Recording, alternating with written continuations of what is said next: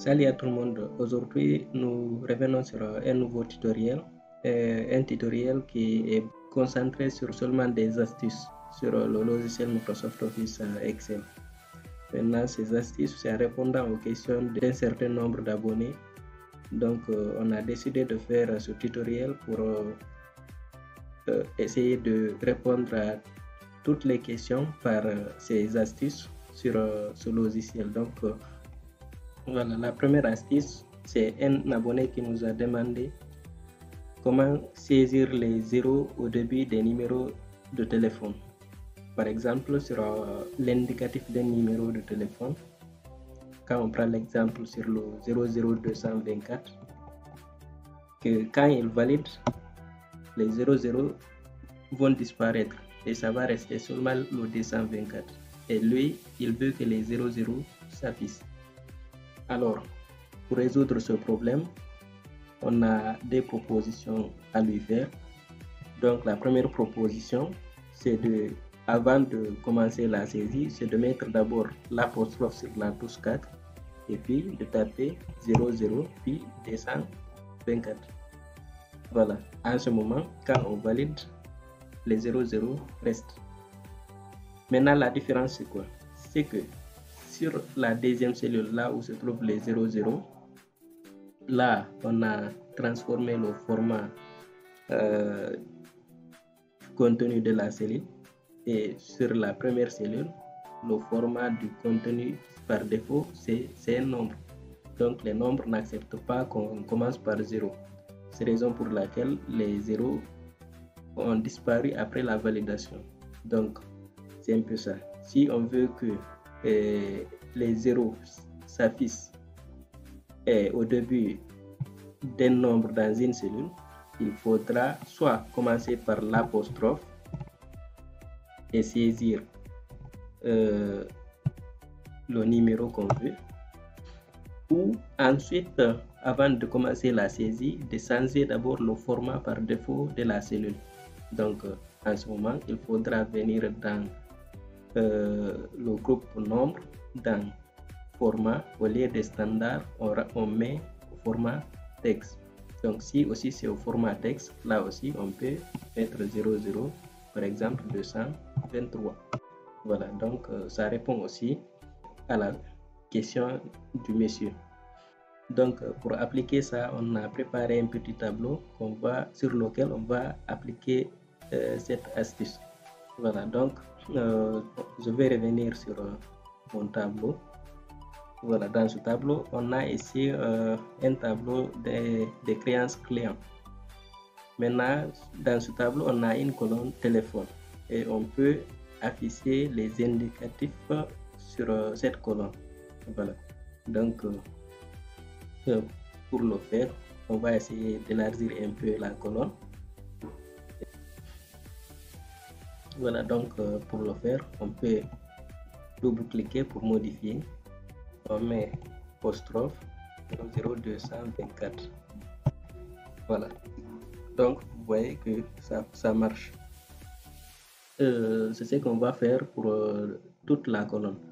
Maintenant, au lieu de faire ça un à un, cellule par cellule, on peut produire les 00224 quelque part ici. Voilà, donc on va recopier ça vers le bas sur l'étendue du tableau. Maintenant, on prend la forme recopier incrémentée. Maintenant là, quand vous cliquez, tout simplement vous glissez, ça incrémente au lieu de copier. Alors au lieu d'incrémenter l'indicatif, on peut juste le reproduire. Maintenant, pour le reproduire, on appuie sur CTRL et on recopie, on tire vers le bas, on lâche. Voilà, là ça reproduit le contenu. Alors, dans ce cas, ce qu'on va faire pour obtenir maintenant l'indicatif et le numéro de téléphone sur une même cellule, on va essayer de concaténer les deux. Donc, on met égal l'indicatif et commercial Bon, si on veut mettre espace, on peut mettre espace entre les indicatifs et les numéros. En ce moment, on va mettre l'espace vide. Donc, l'espace vide, c'est griffe, espace, griffe. Après, maintenant, on concatène également avec maintenant le numéro de téléphone correspondant. Et là, on peut valider. Donc, on obtient directement les numéros de téléphone avec leur indicatif. Voilà, maintenant, une fois on a les numéros de téléphone avec les indicatifs, on copie l'ensemble des numéros avec CTRL-C. Donc, on se positionne sur la première cellule, c'est-à-dire sur le premier numéro. On met clic droit, on colle en valeur. Voilà. Donc, quand on colle en valeur, là, on obtient directement les indicatifs et les numéros de téléphone. Là, on peut supprimer tout ça là. Donc, ça, c'était la première astuce.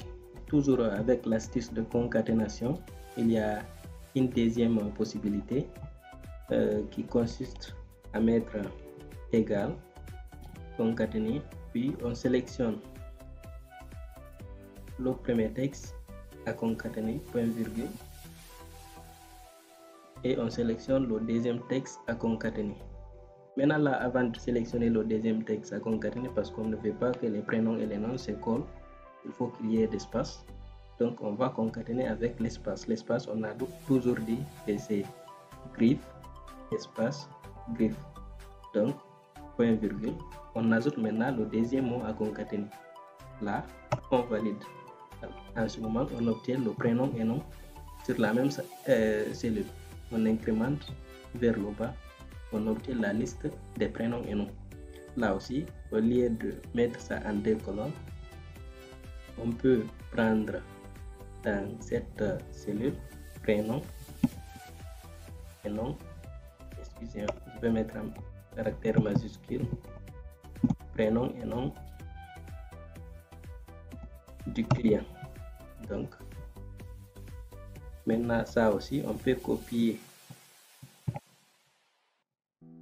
la liste. On vient, on se positionne ici, on met clic droit, coller en valeur.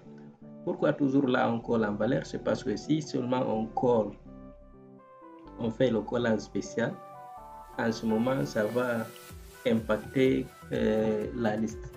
Donc c'est la raison pour laquelle on utilise ici le collage en valeur. Donc on peut supprimer ça, on n'a plus besoin. Donc là aussi on peut supprimer cette colonne parce qu'on a déjà cumulé maintenant les prénoms et les noms, prénom et nom du client. Donc on a ça ici. Maintenant ça c'était la deuxième astuce, comment concaténer des mots ou des textes. Voilà, donc on va passer à la troisième astuce. Voilà, maintenant la troisième astuce. La troisième astuce, il y a un autre abonné qui nous a demandé comment faire l'arrondi d'ordre 2. Voilà, on va toucher les deux fonctions d'arrondi, notamment la fonction d'arrondi d'ordre décimal et la fonction arrondi d'ordre multiple. Alors, je vais prendre juste un exemple sur un nombre 225,658. Voilà. Voilà. Donc, ce nombre, nous avons ici un nombre décimal à 3 chiffres après la virgule. Maintenant, pour arrondir ce nombre à 2 dixièmes près, c'est-à-dire à 2 chiffres après la virgule, déjà il y a une fonction arrondie qui est pré-paramétrée par Microsoft, qui est la fonction arrondie. On met juste égal arrondi, on ouvre la parenthèse, on sélectionne le nombre à arrondir, point virgule, et là on prend le nombre d'ordre. Le nombre d'ordre, là par exemple on veut arrondir à l'ordre 2, et là aussi on peut valider. Quand on valide, vous voyez, lui l'arrondit à 225,66, donc un arrondi par excès. Maintenant, si par exemple on essaye de modifier le nombre, par exemple au lieu de 58, on met à 54, on valide, donc il fait l'arrondi aussi par défaut. Donc c'est 225,65. La deuxième possibilité, il y a une option qui est intégrée dans le groupe nombre qui va nous permettre de faire les arrondis en fonction du nombre d'ordre qu'on veut utiliser. Alors, donc si par exemple on veut arrondir ce nombre à l'ordre 2 décimal, on vient tout simplement dans le groupe nombre de l'onglet accueil. Il y a ici une option qui est réduire les décimales. Donc on a décimal 3 ici. Si on veut réduire à 2, on clique seulement ici une seule fois. Donc ça fait un arrondi d'ordre 2 au lieu d'utiliser la fonction arrondi. Si c'est d'ordre 1, on diminue encore 1. Donc ça fait encore un arrondi d'ordre 1. Alors là, ça devient 225,7. Et si on veut aussi augmenter l'ordre de l'arrondi, on clique simplement sur l'outil ajouter une décimale. Donc décimale 2, décimale 3, décimale 4. Donc ça répond parfaitement à la réponse du monsieur. Donc c'est une deuxième possibilité. Donc si vous ne voulez pas utiliser ces deux options, il y a une autre possibilité. Vous venez dans nombre, venez autre format. Dans autre format, ou encore vous développez le groupe nombre, c'est la même chose. Ça vous renvoie dans nombre. Donc vous allez vous retrouver dans la catégorie nombre et nombre de décimales 4. Alors donc vous pouvez réduire ici le nombre de décimales à 2, comme vous pouvez l'augmenter aussi au nombre que vous voulez. Donc ça va faire l'arrondi en fonction de ce nombre de décimales. Donc on va l'ajuster à 2 et puis on clique sur OK.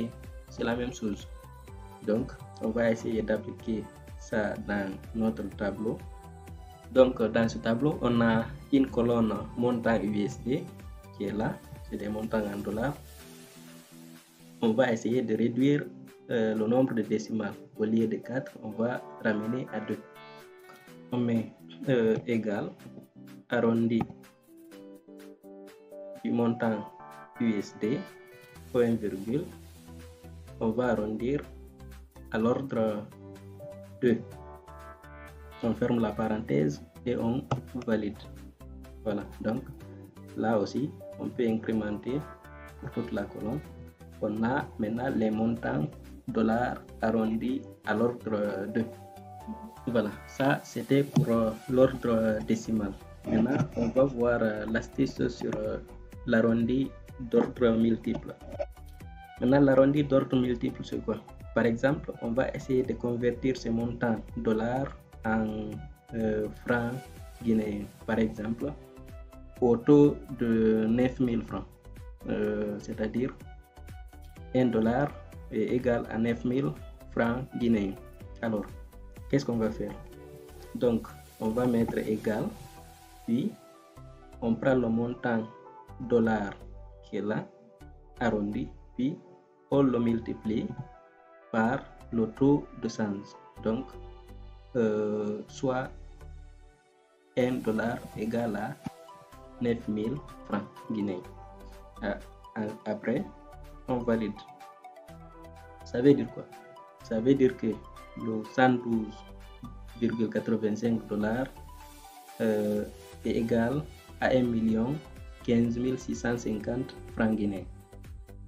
Alors, là aussi, on peut incrémenter ça pour les autres. Maintenant, qu'est-ce qu'on va faire? Voilà, donc ici, avant même de passer, on va revenir sur une autre astuce qui va nous permettre ici d'attribuer les symboles monétaires, selon les colonnes. Donc, pour cette colonne, on va mettre en dollars Et pour cette autre colonne, on va mettre en ZNF. Alors, on revient sur la colonne montant $. On sélectionne la colonne, puis on va aller dans le groupe nombre. Et là, on change la catégorie nombre. Au lieu de nombre, on peut prendre monétaire. Donc, monétaire de décimale 2, juste on change l'unité monétaire. Maintenant, l'unité monétaire par défaut qui est là, euro, on change ça en USD, c'est-à-dire $. On tape U, on va chercher USD qui est là, puis on valide sur OK. On a la colonne en USD, en $. Maintenant, là aussi, ça doit être en ZNF. Bon, c'est la même chose. On peut, si on veut venir nombre, autre format numérique, on prend toujours monétaire. Maintenant là, on n'a pas besoin de mettre décimal là-bas. Donc décimal, on met 0. Maintenant, le symbole monétaire là aussi, c'est ZNF. ZNF, on tape Z pour rechercher ZNF. On va défiler, ça est là, ZNF. Et puis, on valide. Maintenant, à supposer que on ne retrouve pas là-bas notre unité monétaire. Par exemple, on voulait faire FZ au lieu de ZNF. Voilà, donc si maintenant on veut, donc si on ne retrouve pas là-bas notre unité monétaire parmi la liste pré-proposée par Office, là on peut personnaliser. En ce moment, toujours on sélectionne la colonne, on revient. Maintenant, là, au lieu de sélectionner parce que on suppose que ça ne figure pas sur cette liste, en ce moment, au lieu d'utiliser monétaire, on vient d'en personnaliser. Maintenant, dans personnaliser, on va prendre ici un type paramétrable ou personnalisable, tel que ce type 3-0. On se positionne devant, on ouvre les griffes. Voilà. Si on veut que il y ait espace entre le montant et l'unité monétaire, comme ici, en ce moment, après les griffes, on met espace, puis on saisit maintenant notre unité monétaire. Donc on met FZ, puis on ferme les griffes et on valide. Donc on obtient directement notre unité monétaire sur nos montants. Donc ça, c'était une autre astuce qui permet d'attribuer les unités monétaires, les symboles monétaires sur nos montants en fonction de ces colonnes. Maintenant, une autre astuce. Maintenant, pour revenir à l'astuce de l'arrondissement d'ordre multiple, ici, nous avons 1 15 650 francs guinéens. Maintenant, on veut que, au lieu de prendre 1 15 650, on prend juste 1 15 600. Là aussi, au lieu de prendre 991 980, on prend directement 992 000. Donc, en ce moment, on utilise la fonction arrondi d'ordre multiple. Là aussi, comment ça marche? On met égal arrondi au multiple du montant qui est là, point virgule. Le multiple, c'est combien? On veut que l'arrondi s'effectue au multiple de 100. Donc, on ferme la parenthèse et on valide sur OK. Maintenant, au lieu de 1 15 650, donc ça arrondit à 1 15 700 parce que ici ça atteint les 50. Donc si ça n'atteignait pas 50, par exemple 649, ça allait mettre l'arrondissement par défaut à 600. Mais comme ça atteint 650, donc ça fait l'arrondissement par excès à 700. Donc c'est comme ça que ça fonctionne. Donc on incrémente ça aussi vers le bas, et toujours on va prendre les mêmes formats qui sont là. S'il faut, au lieu de reproduire la procédure, on sélectionne, on copie la mise en forme et puis on sélectionne l'ensemble de la colonne. Donc exactement ça marche comme ça. Et là, et si par hasard vous essayez de tester pour voir la différence qui existe entre les deux montants totaux, par exemple quand on fait ici la somme, on incrémente ça par là, on va comparer les deux, et quand vous faites leur différence pour voir l'écart entre les deux, donc c'est juste 180 francs. Donc c'était ces quelques astuces qu'on avait voulu partager avec vous, et on reviendra dans un autre tutoriel Inch'Allah pour beaucoup plus d'astuces. Et surtout, nous vous invitons aussi à regarder toutes nos vidéos ainsi que nos shorts. Donc, nous vous remercions très sincèrement d'être fidèles à notre chaîne, et nous vous reviendrons bientôt pour un autre tutoriel. Donc, Cyber de Guinée vous souhaite de passer un bon moment et de multiplier beaucoup plus d'efforts dans vos services, dans vos formations et dans vos services professionnels. Donc, merci et à très bientôt.